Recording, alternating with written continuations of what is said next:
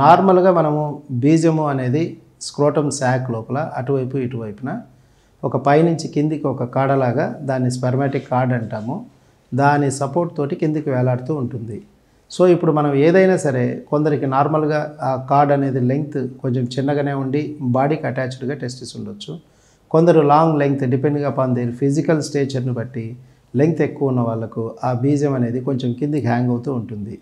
Any mechanical principles మనం exercise చేసినా, walking చేసినా, రన్నింగ్ చేసినా, ఏదైనా సరే ఒక ఇట్లా హ్యాంగింగ్ ఆబ్జెక్ట్ ఏదైనా సపోర్ట్ లేకపోవటం వలన అది మూమెంట్ అనేది ఎక్కువ వస్తుంది. ఎనీ మూమెంట్ ఎక్కువ వచ్చినప్పుడు మనకు దెబ్బతినే అవకాశం ఉంటుంది. చుట్టుపక్కల ఉండే మనం ఏదైతే ఇప్పుడు ఫర్ ఎగ్జాంపుల్ మనం సైకిల్ తొక్కడం కానీ లేకపోతే ఏదైనా ఆడేటప్పుడు కానీ పక్కనున్న థైస్కి కానీ తగులుకోవడం కానీ ఇట్లాంటివి జరిగి మెకానికల్గా ఒకసారి కొంచెం దెబ్బతినే అవకాశం ఉంటుంది. కాబట్టి ఎవరికైనా సరే any adult those who are doing any exercise కానీ జాగింగ్ కానీ జంపింగ్ కానీ ఇట్లాంటివి చేసేటప్పుడు నార్మల్గా లిటిల్ టైట్ అండర్వేర్ అనేది అవసరము. But at the same time కొంచెం క్రికెటర్స్ కానీ ప్లేయర్స్ కానీ టెస్టిస్ స్క్రోటల్ గార్డ్ అనేది కూడా వాడుతూ ఉంటారు.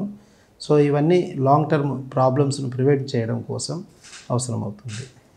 జనరల్గా ఈ సపోర్ట్స్ కానీ ఇవన్నీ ఏమీ లేకుండా దెబ్బతినడం వల్ల కూడా స్లోగా మనకు ఆ టెస్టిస్ సంబంధించిన బ్లడ్ ఫ్లో కూడా కొంచెం తగ్గి ఇన్ఫర్టిలిటీ ఇష్యూస్ కూడా వచ్చే అవకాశం ఉంటుంది. కాబట్టి టెస్టిస్ సపోర్ట్ అనేది మంచిది.